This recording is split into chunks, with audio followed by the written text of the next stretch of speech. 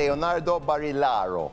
First of all, welcome to TVAM. Thank you for coming. Thank you for having me. So, the musician from space, the musician who played music in zero gravity. Let's explain this, first of all. So, obviously, on Earth, there is no place where you can have zero gravity. We have gravity everywhere. But you went in a free fall, let's explain, and you played the piano. How did this come about? What's the story behind this? Because it sounds weird. I mean, free falling, playing the piano in zero G. It just doesn't make sense. It can look a bit confused at the beginning. So to give an overview, I am the space pianist in the sense that I am a pianist, professional pianist So you're and an composer. actual pianist, okay. Yes, and aerospace engineer. I'm a senior lecturer in aerospace engineering at MCAST. Okay. And as a musician, I created my music now since several years.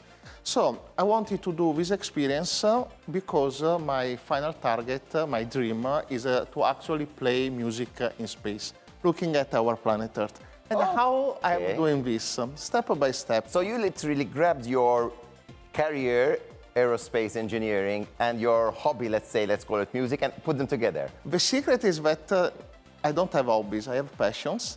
So they are both two streams in my life that I nurtured along these years to reach my dream. So I'm doing both, and I'm consider myself very privileged in having the possibility to do this. And to reach my dream, I'm going step by step. So I already sent my music to space on board of the International Space Station with 3 different experiments. The last one was Astrobit, where music was streamed from the International Space Station to Earth, so music from space. And now recently I did an upgrade where, thanks to the collaboration with G0 Flight, which is a company. In fact, we're seeing some video footages here of... Here I am with Tina Guo, world-famous cellist, part of a Hans Zimmer team, with which we created one of the compositions that was together with Astrobit. And those are one of the ones that went up to space. Yes, like 1 year space, ago. not to space, Yes, that was 1 year ago. And now instead I released an EP that has the same name of the project, Zero Gravity Note 1, where thanks to the company G0 Flight, which is an Italian company led by Professor Alessandro Barazzetti, I was invited to fly on a Cessna, so a propeller plane, and to do a parabolic flight. So let's explain a parabolic flight, because, I mean, it's not something common that everybody does. So a parabolic flight, what happens in a parabolic flight? So a parabolic flight is very, very different from a traditional flight. Why? Because the performances of an aircraft are pushed more than usual. Why? Because the pilot needs to do parabolas. So there is a phase of climbing. So it goes up? Yes, 45 degrees.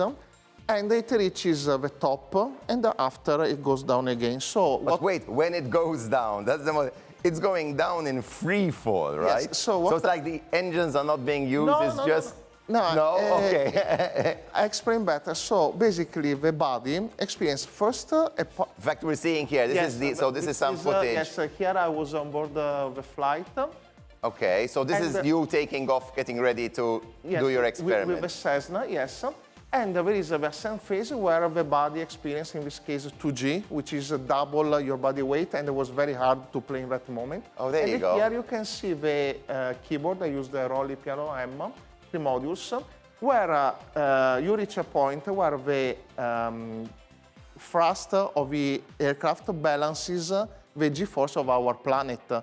And this is why you can experience these phases of microgravity. So basically, you're weightless. Yes, it's like you're in space. Yes, and in fact, these parabolic flights are one of the best options on Earth to both test experiments, scientific experiments, before sending them to space, which is much more expensive. So if something goes wrong, there isn't so much you can do.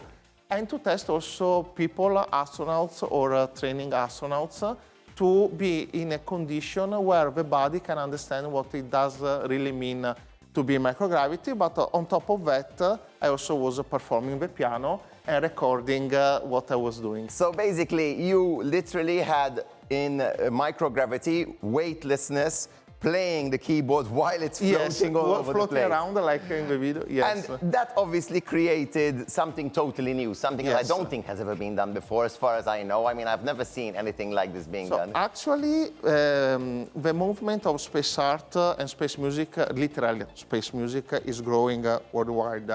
Actually, there have been astronauts that played, for example, the guitar on board the International Space Station. And 1 year ago, another aerospace engineer and astronaut, Sarah Gillis, that performed the violin during the Polaris Dawn mission. Okay. But till now, no one performed the piano, also because there are additional layers of complexity. Of complexity, of so course. as far as I know, this was the first EP recorded during a parabolic flight and the experiencing condition of microgravity. And you have, so your target is to play in space. Exactly. Obviously inside the space station. Yes. As far as I know, space, no sound travels, correct, in space? It's not totally true, in the sense that it's true, we need air usually, but there are conditions like around a black hole recorded by NASA, where there is the interstellar gas surrounding the black hole that can transfer vibrations. So the NASA recorded a very low sound.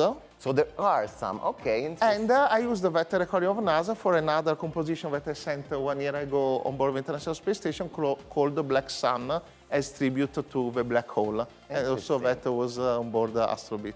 And if you do, so we have here a book which has some music from space. Music so what from music? space. So what is the what are the songs inside that? So here are the first 2 chapters that I did along my path of bringing my music to space. So the first mission to which I took part in was Mallet 2, in collaboration with Professor Joseph Borgia at the University of Malta, with the composition Mallet, which is also the old Phoenician name of Malta, that can be translated also like safe harbor.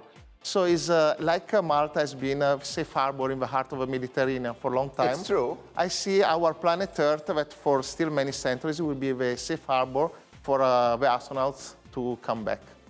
I mean, I wish you luck in your future endeavors. I mean, it's very interesting. Something which space is somewhere I'd like to go. Maybe not to play an instrument, because I don't know how. So do you have, I mean, this is a process which is going to take a while, I think, till you get there. Do you have a target date for you to go up to space and play? Not yet, but I'm building up on this. And luckily, we live in a new space era where space tourism for now is still a big Very privilege. Yes. But like happened for aircraft, prices will go down and eventually will be much more reachable for all the people. Thank you, Leonardo. Thank you for joining us on TVAM. And good luck. And when you're in space, wave to me. Okay. Wave to me from space when you get there. Thank you very much.